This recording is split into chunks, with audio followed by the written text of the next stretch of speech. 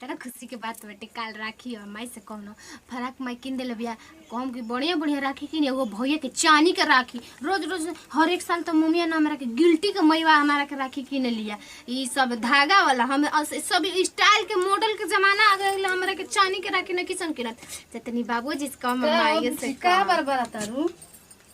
कुछ ना माई बैठ ना एक बात कहते हैं का बोला कहनी ना माई हमरा के राखी ना बढ़िया बढ़िया किन दिया और हम ना छेना के मिठाई से राखी बाना भैया औरी के जौन तोरा बुझाई नु तौन तू अपन किन लिए खरीद लिए बुझाई ना ए माई रे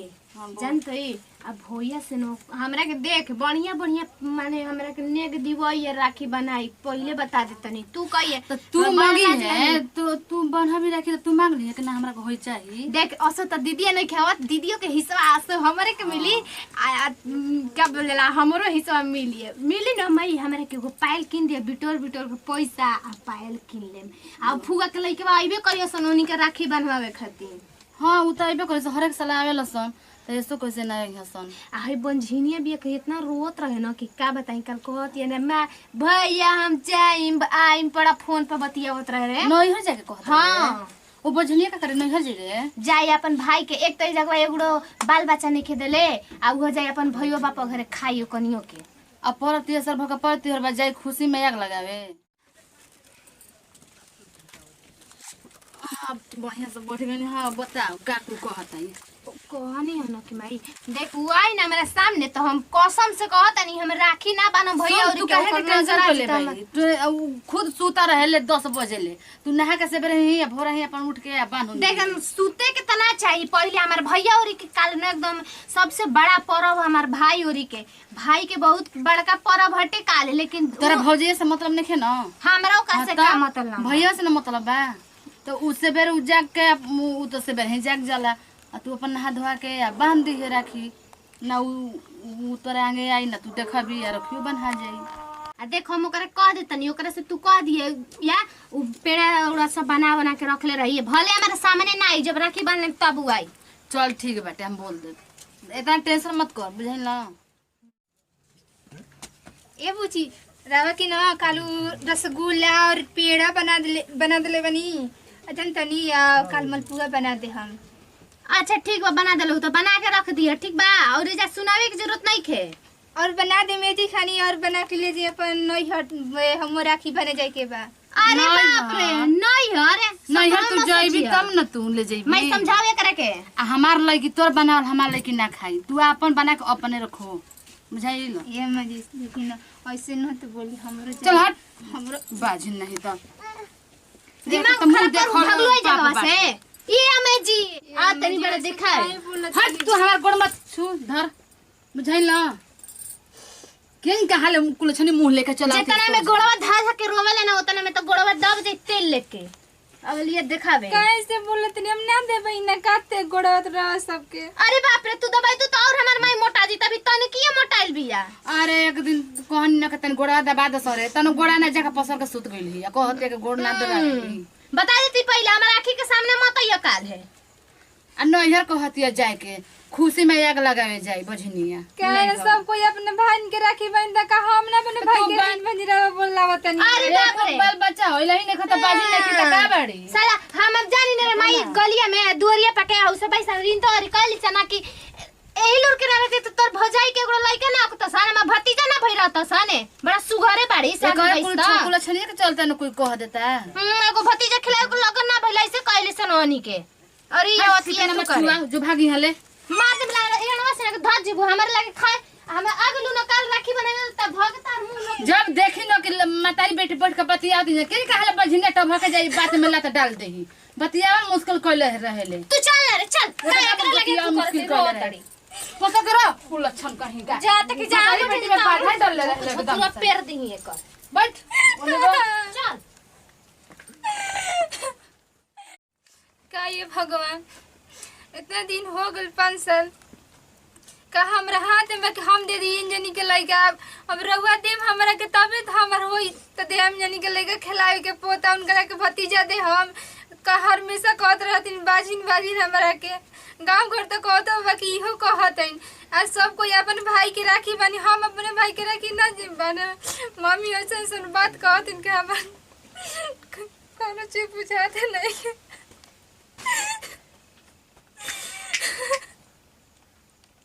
क्या हम करें का हो ए का रोतलू हैं हैं झुझना ले मुंह बनेले रहतली है बिछावना ऐसे छोड़ देले बिया रोवत दे ये बैठा हैं का तारा हो गेल बा कुछ भइल नहीं के हमरो जाए के मन करता नहीं है का कर नहीं हट जाइबू क्या हम अपन नहीं ना जा सकी ना का नहीं हट जाइबू कौन चीज नहीं हरवा बाटे हैं मुंह बनेले रहत रोवत रहतलू बार बार चल है ना चलो तने बैठा था का हो गेल बा बोलो का बोल हम राखी बन जाए के हमरो नहीं यार हमार बहन ने कह जिगवा हैं हमार बहन जा रोते नहीं के राखी हमारा के बने के दिन जात भैया बड़ा तार छछलोल भाई वाला सन हैं वो तो बानी है वो बानी तो राखी ना बना जी और भाई को दिन हो गल कितने साल हो गल जो गले भी नहीं किए को दिन तोर भैया आई जाइला हसन हमार बहन के शादी भइल बा वो अइबे ना कइलस राखी बने भैया के हमरा के हैं आ तू गिलगिला चलो राखी बने नहीं के जाए के भाई के जानू ना आ माई जैसे कही वैसे करे के बा ठीक ना अब रो मत जा जा घर में जा जा रोत रहता लुई जी का गिरनी रे बब्बा ओहो ऐसा नहीं दुआरी तर लगा दे बस चौकड़ की हम गिरिए गई अबले रे हैं चप्पल हो भैया ये नहीं गई हो ऐसे चप्पल में सड़क के चल गया का हैं बड़ा बतावा हो गिर गई नहीं गाँव लगल हैं ए बचिया बचिया नहीं की धक्का रे ए बचिया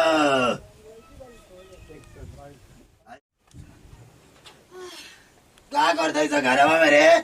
उंगाई लग रहा सुत रही कल राखी बने तोरा जाए। उंगाई में ए दिन रात सुतले रहती आई तो क्या करें जो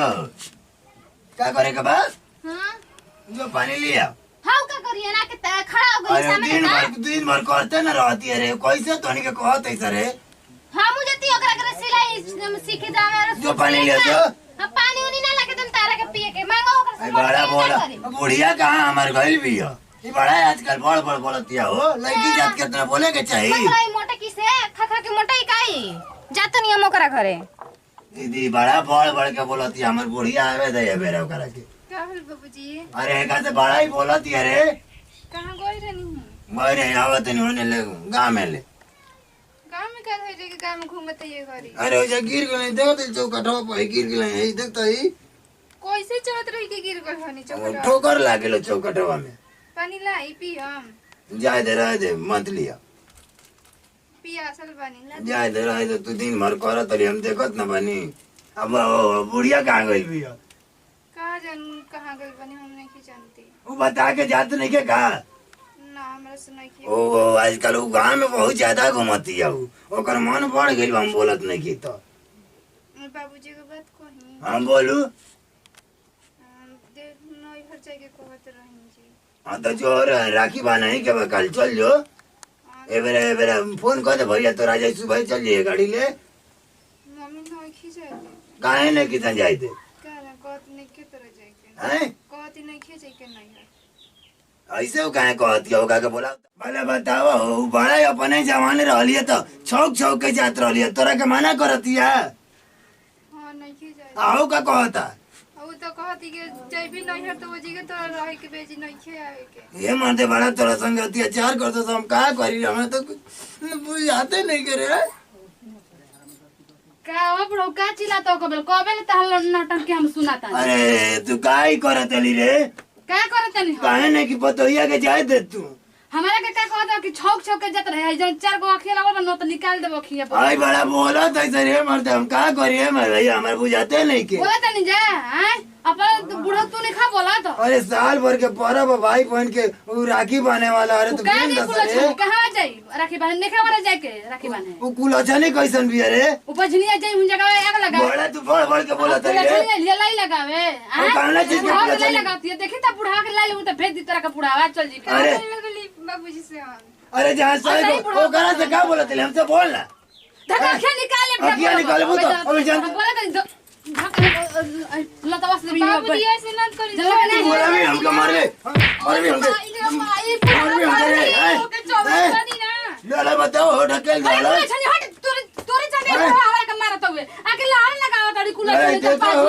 एकर कितना हिम्मत बुढ़ावा बात उठा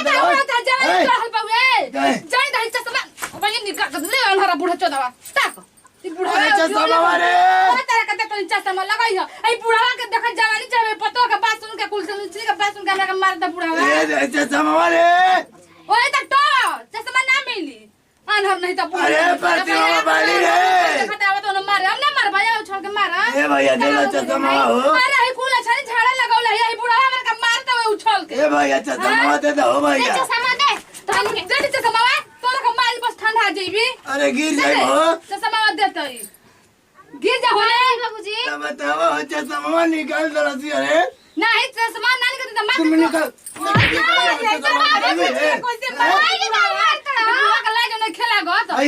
देखा हो हमारा पतो के नहीं किसन जाए थे